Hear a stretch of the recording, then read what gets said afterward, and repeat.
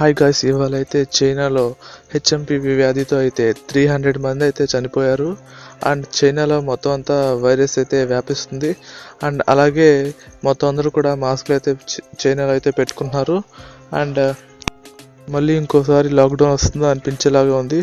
And మన ఇండియాలో కూడా ఇవాళ అయితే బెంగళూరులో అయితే 2 కేసెస్ అయితే వచ్చాయి హెచ్ఎంపివి వైరస్వి. అండ్ అహ్మదాబాద్లో ఒకటి.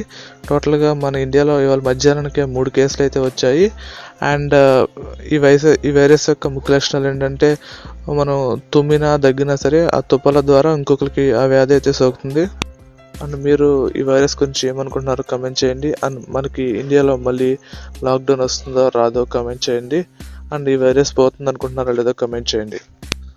కరోనా లాగా ఈ వ్యాధి కూడా చాలా ఫాస్ట్గా స్ప్రెడ్ అయ్యే అవకాశం అయితే చాలా ఎక్కువగా ఉంది. అండ్ రేపటికి మన ఇండియాలో చాలా కేసులు పెరిగే అవకాశం అయితే చాలా ఉంది.